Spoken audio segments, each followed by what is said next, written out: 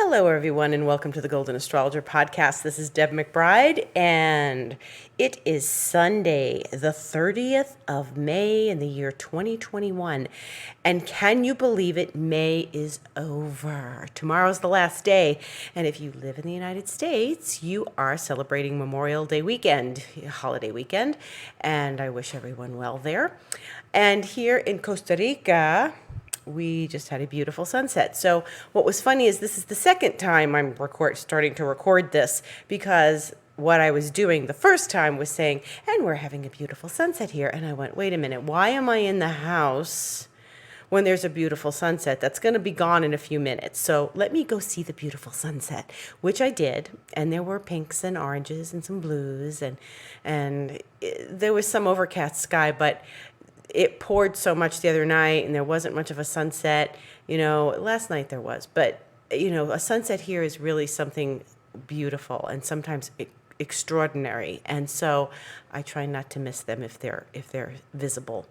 So there you go. And when I stepped outside my door, there was a little frog outside, and he wasn't too tiny. He was kind of, he probably fit in the palm of my hand. He was maybe a little toad. And so he was sitting there, and I took a couple pictures. So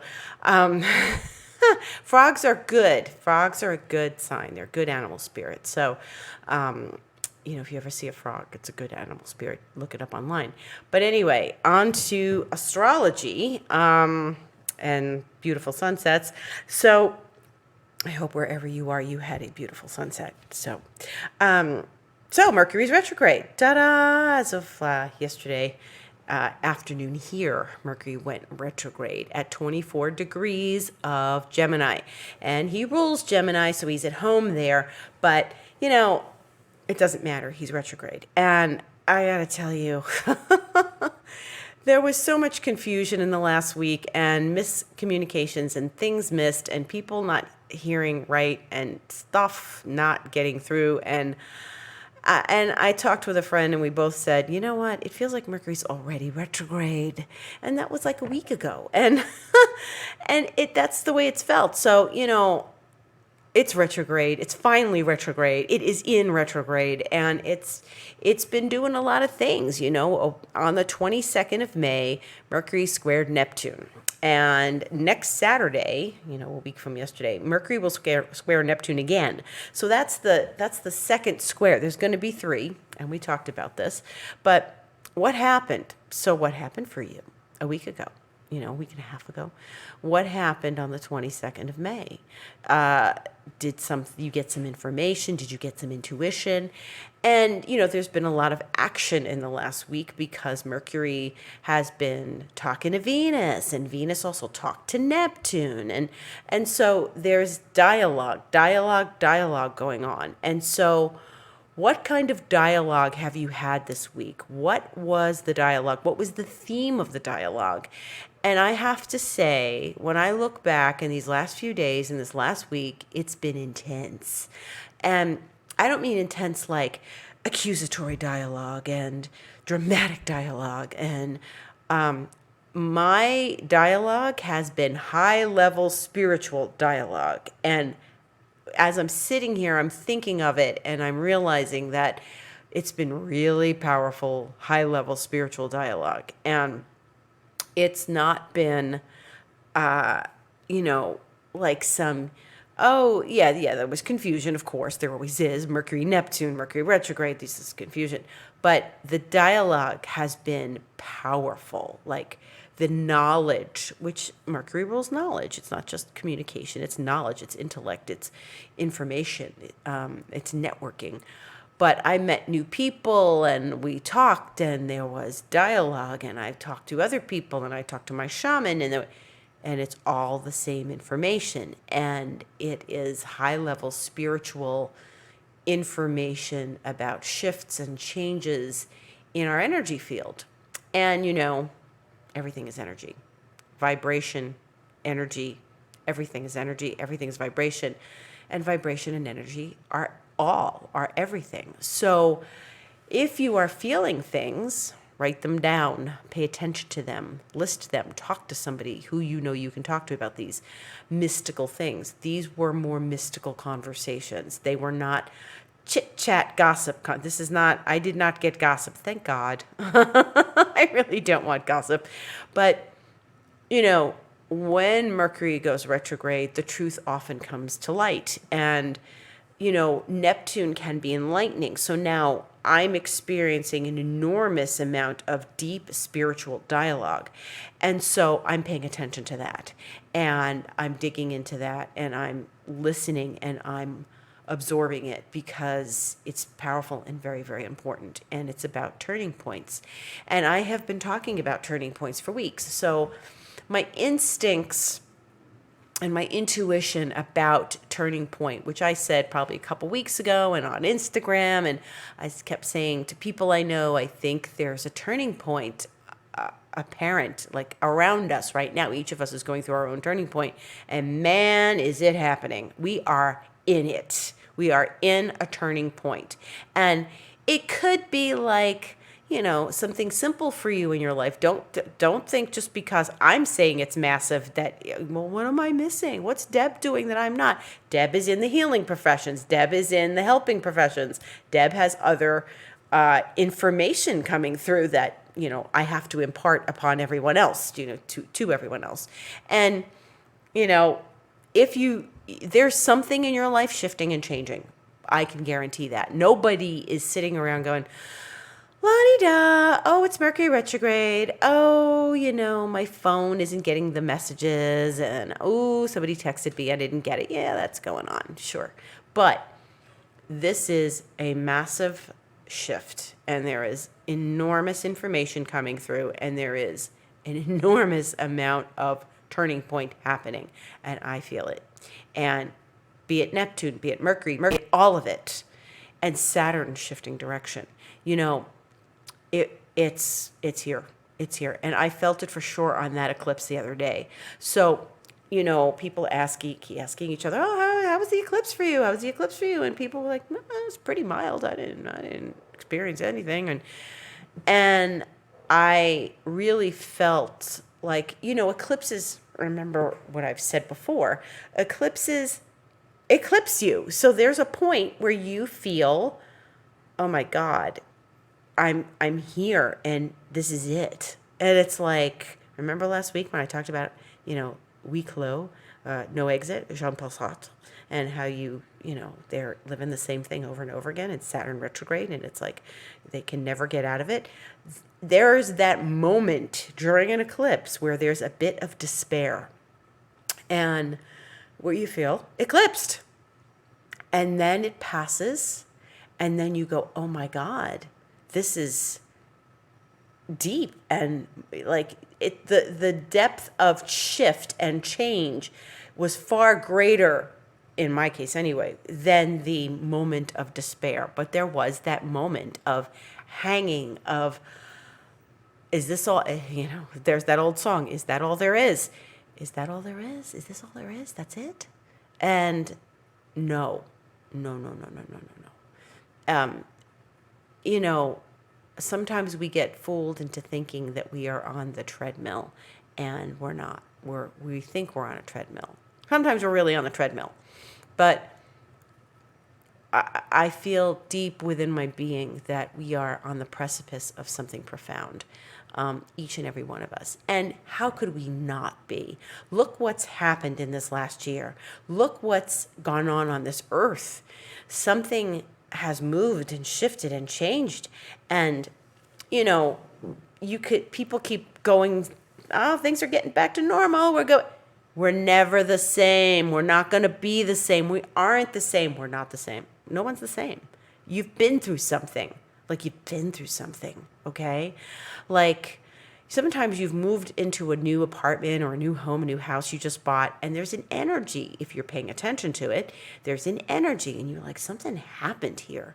I always tell people to smudge the space. Smudge your space, okay? Smudge your space when you move into a new house. Even when you get a new car, someplace was in that car. Get a new car. We buy a used car, you better smudge that car.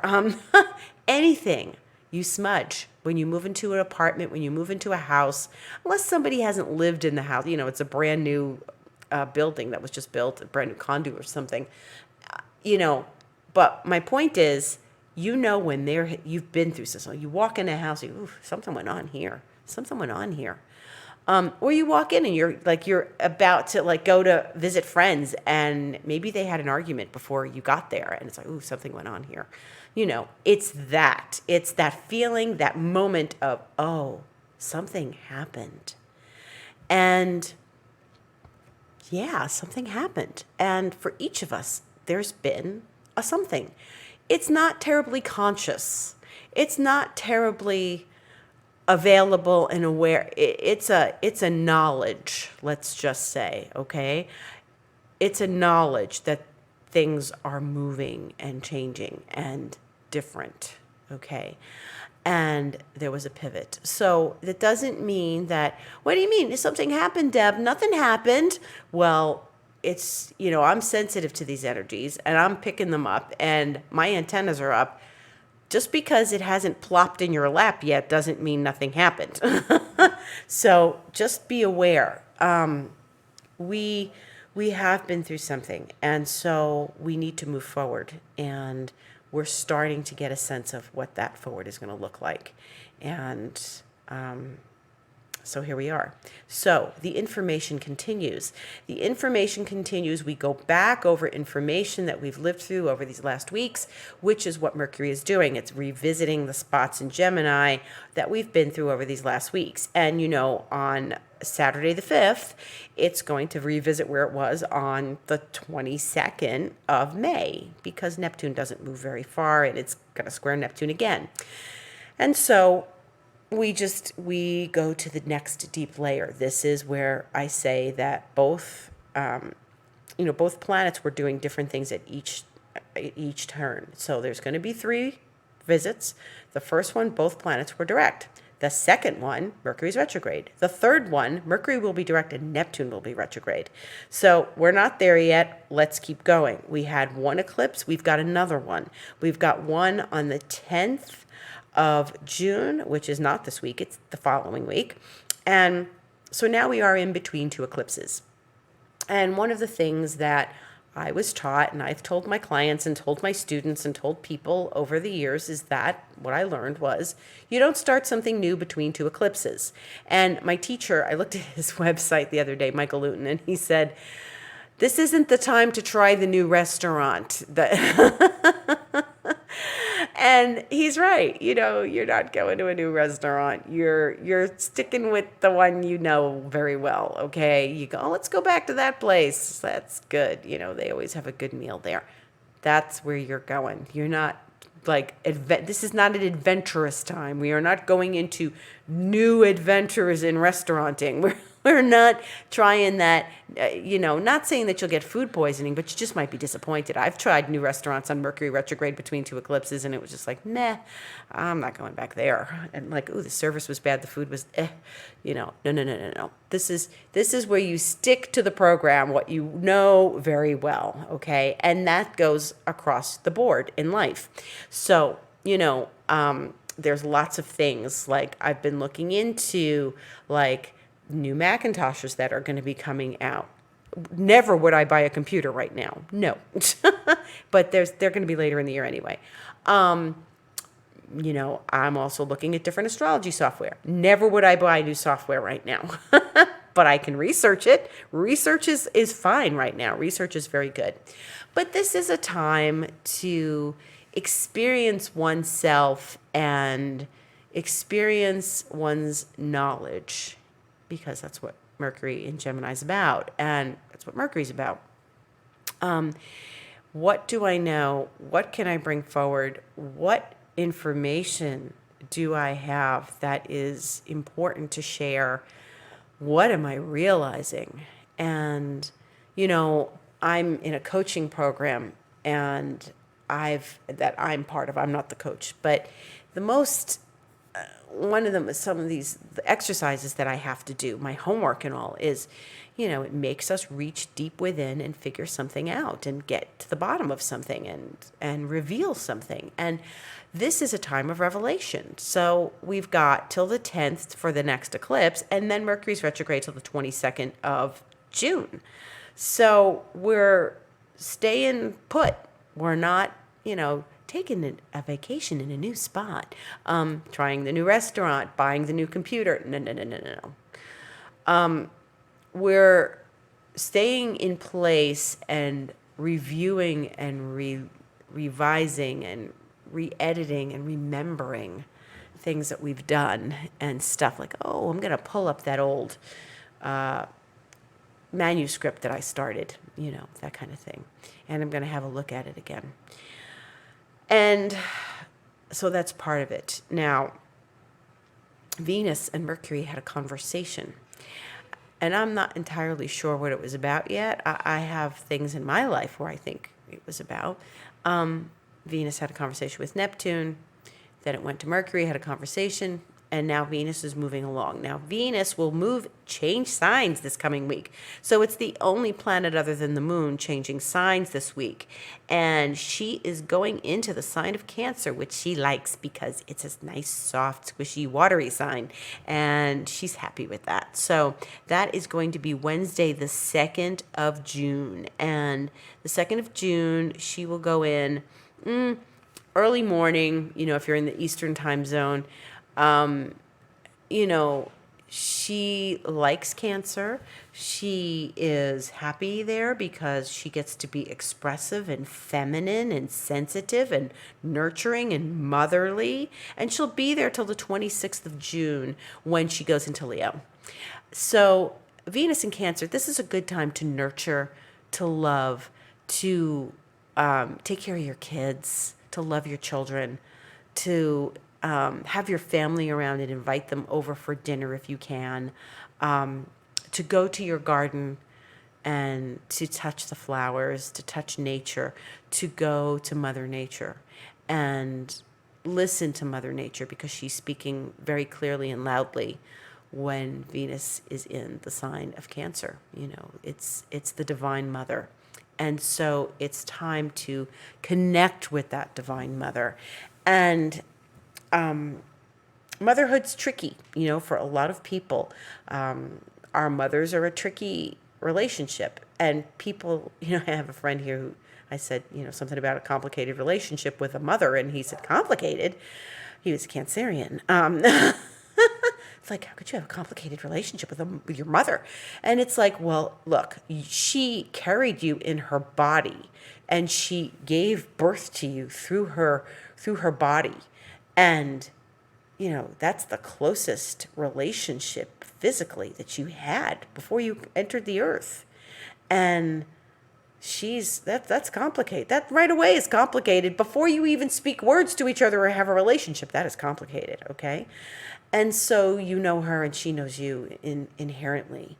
And so my wish for everyone is that they can be that close to nature and know her inside out. And I mean, not everybody's going to have a great relationship with their mother. And mothers, like I said, it's a tricky thing, And relationships are complicated, period. But mothers are another dimension, shall we say. And so what do I think? I put up a blog the other night. If you haven't seen my blog, go to my website, thegoldenastrologer.com, and click on Astrologer's Thoughts at the bottom of the page. And my blog talks all about, what's been going on, what's happening, and the eclipses and the Mercury retrograde and what we're doing right now and how we take care of each other and ourselves. And the photograph I put was this photograph from one of our gardens here where it just took over. And I may have mentioned this before, that it took over tomatoes and squash. We did not plant these vegetables. They showed up. They completely took over the garden to the point where I had to go out in high boots to get the baby, like cherry tomatoes, tiny baby cherry tomatoes. But the squash and the tomatoes and nature, and the ground here is very fertile in Costa Rica, obviously, but it was so phenomenal that nature just took over the garden the way it did. We don't even know how it happened. That garden's been there for years, and something suddenly burst where nature was alive and giving birth to squash. The size of the squash was unbelievable. The tomatoes we had bags and bags of tomato. Everybody was coming through my house just to get tomatoes. Everybody's talking about the sauce they made, the salad they had, My point is, Mother Nature, and I put this on my blog under the caption of the photo, nature's not going to fail you. Nature will never fail you. So if, you need to feel nurtured in the arms of the Great Mother, when Venus goes into Cancer, that's the time to do it. Sit with nature, speak to her, talk to whatever inspires you. The sunset is nature. The tree is nature. The garden with the tomatoes and the squash are nature. The water, the ocean, whatever speaks to you. And yes, I may sound like a hippie, but it's important to be connected to nature. And we lose that. We've lost it so much in our lives. It is a phenomenal force. It is what put us here, okay? So while Venus is in Cancer in those weeks, honor nature, honor Venus, honor the Divine Mother, honor the nature that puts you here and the nature that surrounds you, even if it's just little plants in your house or the park nearby. It's so important to connect with that. And I guarantee she has a message for you. So this is only once a year. Venus is not going to retrograde and spend like 6 weeks, 2 months, 3 months in Cancer. She's only going to be there from Wednesday the 2nd to the 26th. So that's only 24 days. That's not even a whole month. Okay, it's a little over 3 weeks. So she's blowing through that sign of Cancer, but she deeply feels there. And she's sensitive there. And if you are a little more sensitive right now, just don't worry about it. Just allow it to happen. Allow those emotions to come up and feel them. It's important. And anyway, moving right along through the week, Venus, yes, lovely. But she's going to make a nice trine to Jupiter. So because Jupiter's in early Pisces, remember? And it's going to stay in early Pisces. So she enters Cancer on Wednesday. And then on Thursday, she trines Jupiter in the afternoon. And wowie, what a lovely aspect.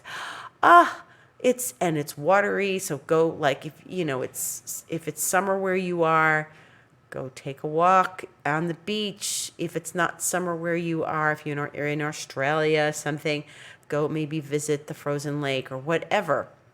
You can still go to the beach, even if it's cold, but find water and let the water heal you. Venus Jupiter is incredible. It's I just had an insight. Don't spend all your money. Don't spend all your money. Don't go like wild shopping, because that's what that Venus Jupiter, whoops, it just flows right from my fingers out of my wallet into the store. And I was just like, no, that's not what we wanted to use this energy for. It's very possible. But it's a really good aspect. It's a beautiful aspect, and it's such a lovely feeling, and it's the desire to be held and nurtured. So hold your pet, hold your child, hold your teddy bear, whatever you'd like. But that's going to be comforting, and this is a very comforting aspect this week, and we need it in between these two eclipses and this Mercury retrograde. And thank heavens, the Divine Mother speaks. So that's the other. In the meantime, when Mercury and Neptune speak again on Saturday the 5th, Mars and Pluto are going to be talking, and Mars is going to be opposing Pluto.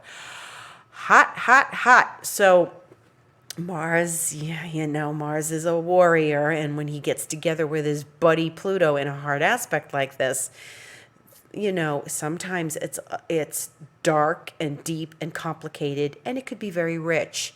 watch your temper. Mars is in Cancer, Pluto is in Capricorn, and Mars is not his favorite, he's not at his favorite spot in Cancer. So one of the things that's important to remember is to, of course, not lose your head. That's one thing. But the other thing is to not hold it in either. So Mars in Cancer, Cancer is not necessarily assertive, and it can be passive aggressive with Mars there.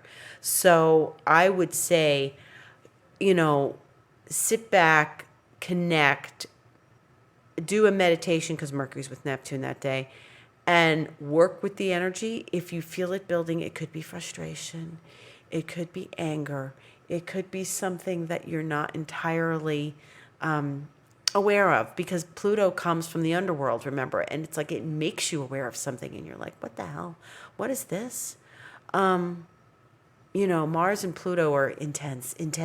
Now, if you have an intense outlet, like you're doing like extreme cycling or something, or you are passionately involved in some creative work, Mars and Cancer, or you are passionately involved with another human being, well then, hey. But those are good outlets, but it's a fine line between those passions and then rigor and anger and, biting off the hand that feeds you too. So again, Mars and Cancer, something we're being fed. So be very careful with your energy. Do be mindful and drive carefully. Mars is automobiles. Drive carefully. There could be a lot of road rage out there. And, with Mercury retrograde, it's like, I didn't even know the light changed. Whoops. So try to just be very, very aware of your own unconscious energies, because Mars Pluto, it is coming from the depths of our being. And Mars Pluto, it only happens once every 2 years where Mars opposes Pluto, but it's triggering this Pluto that has been through the mill with Saturn, with Jupiter, with, all last year, and Mars is coming in and saying, and how'd that work out for you? Because remember last year, from like September onward, back and forth, August, September, there was, till the end of the year, Mars was in Aries.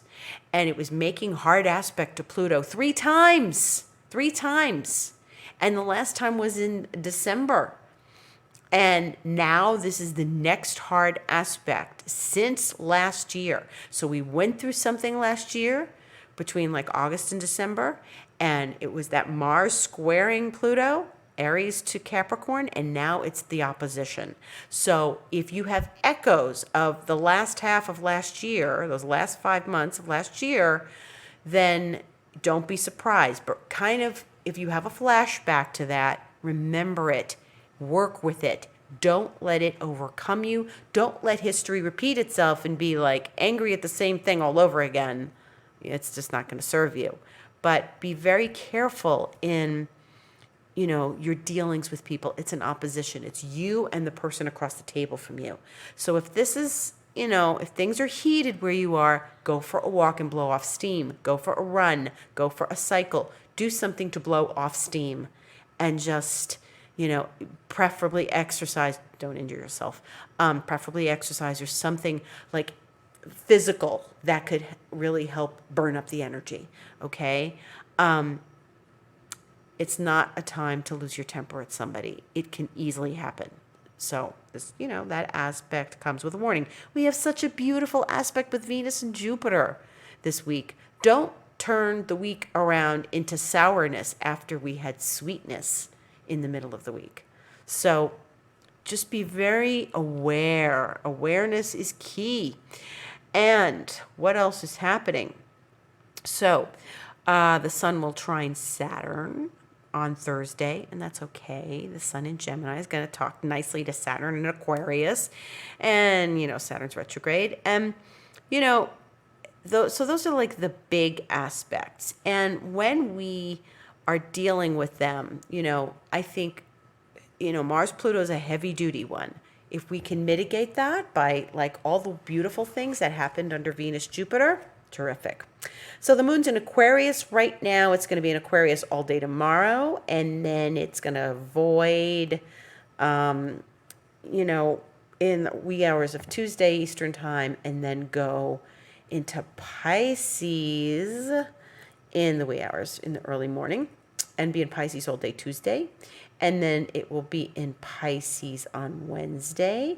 And so we're going to have a good amount of water with the moon in Pisces, and then Venus in Cancer, and Jupiter in Pisces. Very nice, right? So then Thursday, the moon will go void, 7:10 a.m. Eastern time, leave Pisces, go into Aries, 1:59 p.m. So Thursday the 3rd, the moon is void from 7:10 a.m. until 1:59 p.m., so 2 p.m. So that's not the best time to start anything. We're not starting too many new things this time anyway. So, maybe that's a time to rest. It's void in Pisces. If you can take a little rest on Thursday, the 3rd, that's good. And then Friday, the moon is in Aries, and we end the week with the moon in Aries. And it's in Aries all day Friday. It's in Aries all day Saturday. Most of Thursday, the afternoon onward, Eastern time. And then Saturday, the 5th, it goes into Taurus. It's actually it's the wee hours of Sunday. So it's goes void in the evening, and it stays void Saturday night. So go watch a movie or something. And that's pretty much the week. So Mercury's still retrograde. We're waiting on a second eclipse. Mercury's going to talk to Neptune again. Venus is going into Cancer, and she's going to speak to Jupiter, and Mars is going to talk to Pluto. So if I think that there should be any cautionary tales, again, it's Mars and Pluto. Be very aware of your energy and how you're using it, okay? And that's it. And enjoy this beautiful Venus into Cancer, trining Jupiter. Enjoy it. Do something creative. Tell someone you love them. Hug your kids. And hold your pets. And love your family. And, be loving towards yourself mostly, okay? Self-love. So gratitude for all of you listening. Thank you, and have a beautiful week. And we'll be here again next week. And if you do want to look at my blog, it's the goldenastrologer.com. You can sign up on the mailing list on the little box that comes up for Astrologer's Thoughts. And my Instagram is The Golden Astrologer, and my Twitter is @DebAstrology. So come see me there. Thank you. See you soon.